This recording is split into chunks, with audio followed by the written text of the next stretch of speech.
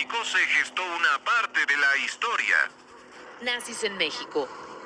Espías, alianzas y traiciones. Una docuserie histórica producida por Político MX en exclusiva para Podimo, la principal plataforma de podcast y audiolibros en español.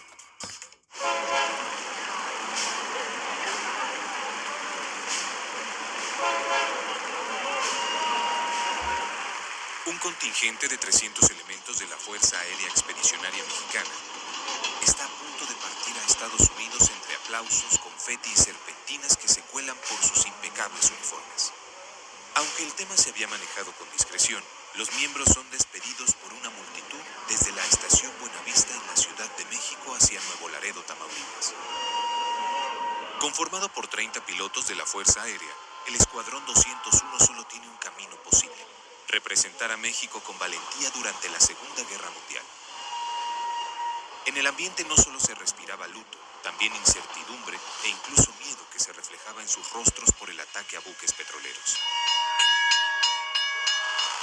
Habla Gustavo Vázquez Lozano, autor del bestseller El Escuadrón 201, la historia de los pilotos mexicanos de la Segunda Guerra Mundial. Ellos se suben al tren en la estación Buenavista de la Ciudad de México. Sí hay una ceremonia de despedida, no formal, porque todavía se tenía como medio a escondidas el asunto. Pero este tren va deteniéndose en su camino al norte en las principales estaciones de ferrocarril de las ciudades, en San Luis Potosí, en Monterrey. Con mucho ánimo, con mucho entusiasmo, toda la gente se reunía para tomarse fotos con ellos, abrazarlos, darles regalos, hasta que cruzan la frontera al lado de Texas. Y entonces uno de ellos en sus memorias dice que se sorprendieron de que no había nadie allá del otro lado. Fue una recepción fría, sin fiesta a la mexicana, sino simplemente iban a cumplir el deber de entrenarse primero en Texas y en otras bases aéreas de Estados Unidos.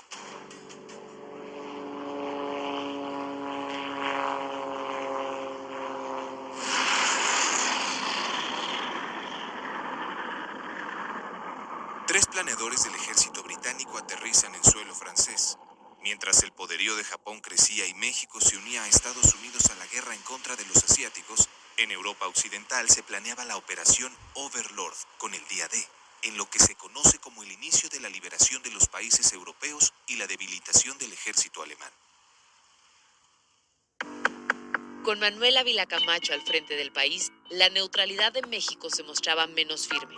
La participación empezó un poco antes de la declaratoria de estado de guerra, pero los ataques al Potrero del Llano y el Faja de Oro fueron las gotas que derramaron el vaso. Además de hacer frente directo al ataque que causó la conmoción y enojo de los mexicanos, las presiones de Estados Unidos terminaron por provocar la participación de México tras los bombardeos de los japoneses a Pearl Harbor en diciembre de 1941.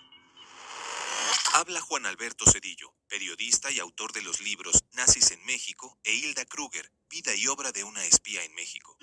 La postura cambia por dos razones. Primero, porque a partir de diciembre de 1941, el principal vecino de México, que son los Estados Unidos, entra a la guerra contra Japón y entra de lleno a la Segunda Guerra Mundial. Entonces Estados Unidos empieza a presionar a México porque tenía muchas simpatías por los países del eje que formaban Japón, Italia y la Alemania de Hitler, ¿no? Entonces el discurso supuestamente neutral de México, que no lo era, es presionado porque Estados Unidos quiere que abandonen esas ayudas que estaban realizando pues prácticamente de manera secreta, ¿no? Paralelamente hay dos hechos que obligan a México a entrar a la Segunda Guerra Mundial, que son el hundimiento de dos barcos petroleros que estaban navegando en el Golfo, el Potrero del Llano y el Faja de Oro, por submarinos alemanes, que obligan a México a tomar una postura anti países del eje.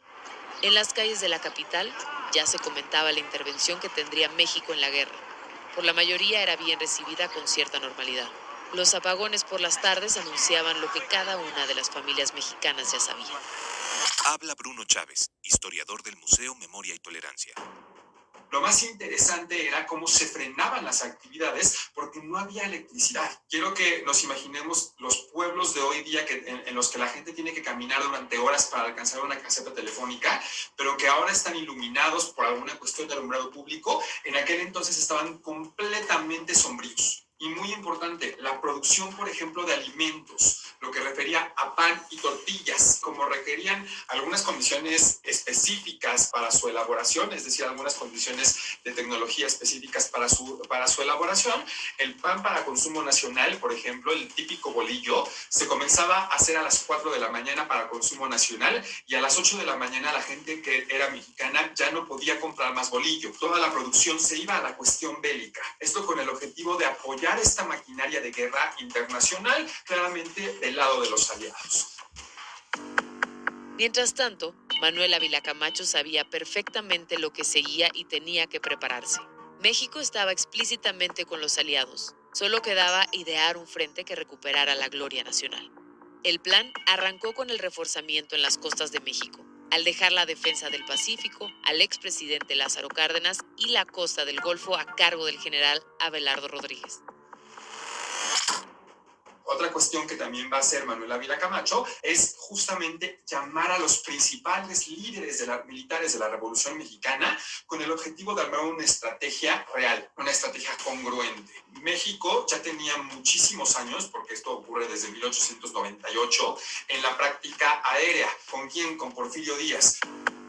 Como parte de las acciones, Ávila Camacho creó el servicio militar, que tomó por sorpresa a los mexicanos, pero consideró que el sistema de reclutamiento para los contingentes armados ya no sería suficiente para afrontar su papel en la Segunda Guerra Mundial. En medio de la polémica, decidió fortalecer los efectivos del ejército y la Fuerza Aérea Mexicana. Hubo mucha controversia en cuanto a la creación del servicio militar, porque, bueno, hoy ya sabemos cómo fue la Segunda Guerra Mundial para México, pero en ese momento se temía o se sospechaba que pudieran ir miles y miles y miles de jóvenes mexicanos a morir al frente europeo sobre todo, y un sector de la sociedad, digamos el más reaccionario, estaba en contra de que México se involucrara de cualquier forma en la Segunda Guerra Mundial, y otro sector más progresista estaba no solo de acuerdo, sino encantado con asistir. La experiencia de México en la guerra era nula. Se decidió enviar a los mexicanos a un entrenamiento exhaustivo en Estados Unidos, donde se preparaban bajo las instrucciones de Dwight D. Eisenhower, líder del ejército norteamericano. Desde que el presidente Ávila Camacho decidió declarar la guerra activamente a las potencias del eje, diferentes soldados comenzaron a entrenarse en Estados Unidos. Los mexicanos comenzaron un entrenamiento exhaustivo en Estados Unidos y estos mexicanos, alrededor de 40,000, entre 40,000 y 50,000 mexicanos, van a ir directamente a la franja de recuperación de Francia con un entrenamiento activo por parte de los Estados Unidos, el líder del ejército, pero el presidente Roosevelt sabe de la participación de los mexicanos y los manda con Eisenhower. Una tarea más complicada de lo que habían pensado. Su espíritu por llevar a orgullo a sus familias los mantenía en pie, pero llegar a un territorio desconocido le dio un giro a sus vidas. Entre el duro entrenamiento que les exigió igualar a las tropas estadounidenses ya entrenadas desde un largo tiempo y el abrupto cambio hasta en su alimentación. Estados Unidos venía practicando para la guerra desde finales de 1941 y México va a entrar a la guerra casi a mediados de 1942. Por lo tanto, ya hay un avance en términos de la estrategia militar. Entonces, lo que hacen estos mexicanos es llegar a acoplarse a ese avance. El entrenamiento básicamente era igualar a las tropas mexicanas a un nivel, digamos que exorbitante respecto a lo que habían entrenado aquí en México, claro, con el objetivo de que pudieran equiparar su entrenamiento al de los estadounidenses. Con la Segunda Guerra Mundial a su máximo esplendor, la posibilidad de un ataque al continente americano se veía cercano. Así que el gobierno de Ávila Camacho decidió mandar una fuerza simbólica que luchara bajo la bandera mexicana.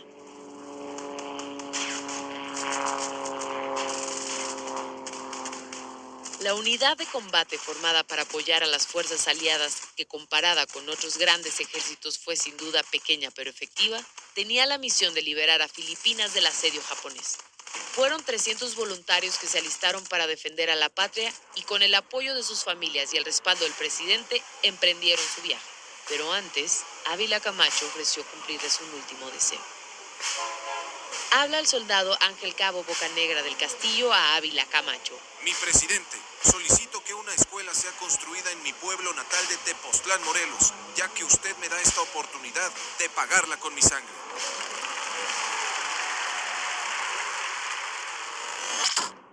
El Escuadrón 201, hay que mencionarlo, es una parte pequeña de un contingente mayor que se llamó la Fuerza Aérea Expedicionaria Mexicana, la FAEM. Consistía en 300 jóvenes mexicanos que eran desde carpinteros, radiotécnicos, dibujantes, técnicos de pronóstico del tiempo, mecánicos, radiooperadores, y de esos 330 jóvenes eran pilotos. Esos 30 jóvenes son el Escuadrón 201, que iban dentro de la FAEN porque tenían que llevar todo su equipo, ¿no? Ese era uno de los acuerdos de Estados Unidos. Manden sus pilotos a nuestro territorio para entrenar, pero ustedes deben de proveer desde los cocineros que les van a preparar los alimentos hasta los mecánicos que van a dar mantenimiento a sus aviones.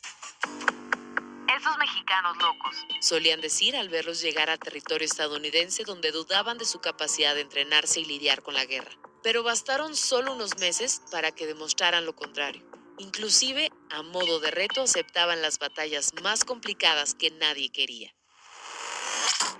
En Estados Unidos hay mucho escepticismo al principio, como los mexicanos vienen a estorbar. ¿Qué vamos a hacer con ellos? No saben hablar inglés bien, ni siquiera en muchos casos, no saben volar. Entonces hay un entrenamiento muy, muy rápido, muy intensivo. Eso hay que reconocérselo, que de no ser pilotos de guerra capacitados, en cuestión de meses están listos para ir a pelear. Toman un barco en San Francisco, cruzan todo el Océano Pacífico, cambian de fecha y llegan a Manila, efectivamente, donde sí hay una recepción por parte del cuerpo diplomático mexicano, de los filipinos, y esa china poblana que se ve en las fotografías es la hija del embajador en Filipinas. Pero no todo se centró en la participación del Escuadrón 201 en la región del Pacífico. Ese entrenamiento de Estados Unidos a los mexicanos serviría para participar en otros actos, como el Día D. Sabemos perfectamente bien que militares mexicanos fueron entrenados por Estados Unidos y por Canadá para participar en eventos tan grandes como el Día D. Sabemos que hay mexicanos que van a morir en el Día D y forman parte activa del frente durante las invasiones, por ejemplo, las playas de Omaha y Utah. La participación de México no únicamente es el Escuadrón 201, es una participación económica muy activa que detiene a la sociedad mexicana.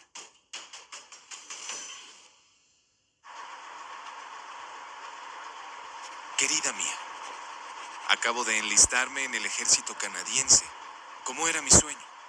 Te escribo esta carta mientras pienso en ti. Debo decirte que tengo miedo, pero mi patria me necesita y es imperativo que luche en contra de los que nos quieren dividir. Te extraño. Con todo mi amor, José Luis. José Luis Pérez Gómez y Navarro fue uno de los mexicanos que participaron en el Día D. Testimonios indican que en 1944 participó en varias batallas aéreas en las que fue derribado en 3 ocasiones. La última, el 16 de junio de ese año, que causó su muerte tras el impacto. Actualmente sus restos yacen en el cementerio aliado de Sassy, en Clavados, Francia. La guerra terminó. La misión fue cumplida. Pero la lucha en las Filipinas dejó a 5 hombres caídos. Saldo fatal entre aquellos 30 pilotos. Mientras que el resto regresó a sus hogares para participar en desfiles y recibir flores por sus valientes acciones.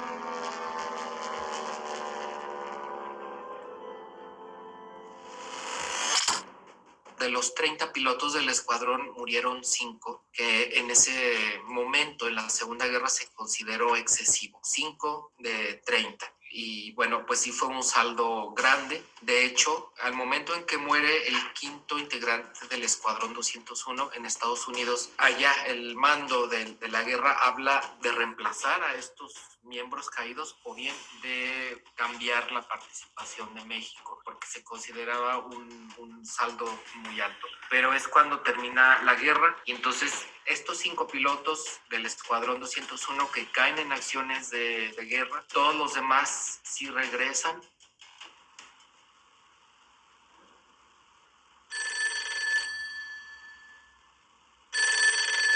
Un teléfono resuena en la oficina presidencial. Manuel Ávila Camacho no contesta.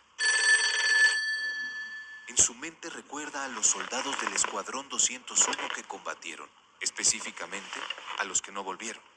Repasa el día que declaró el estado de guerra y la propia lucha interna que vivió México para detener a los nazis.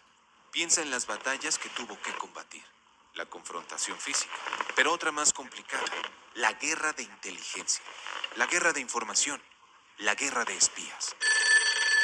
Se levanta, camina hacia el fondo de la oficina y abre el cajón principal de un escritorio. Dentro, se observa la lista con al menos 100 nombres extranjeros. Arthur Dietrich, Hilda Kruger, Georg Nikolaus y Guido Otto Moebius. Lee los nombres en su mente y se cuestiona. ¿Cómo fue que tantos espías se infiltraron en México? Cambia de página. La presión para detenerlos vino desde Estados Unidos. Suspira mientras el teléfono no para de sonar.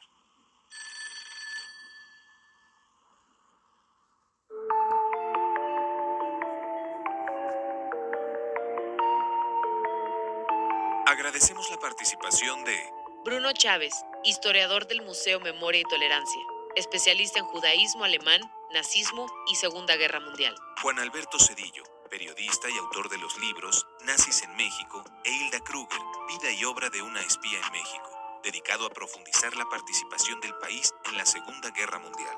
Gustavo Vázquez Lozano, autor del libro El Escuadrón 201, la historia de los pilotos mexicanos de la Segunda Guerra Mundial.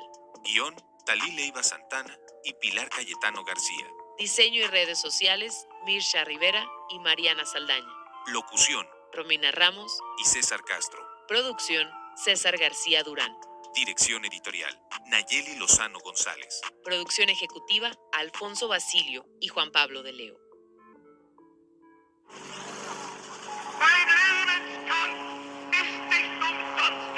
Los nazis no se quedaron solo en Europa. Desde México se gestó una parte de la historia. Nazis en México. Espías, alianzas y traiciones. Una docuserie histórica producida por Político MX en exclusiva para Podimo, la principal plataforma de podcast y audiolibros en español.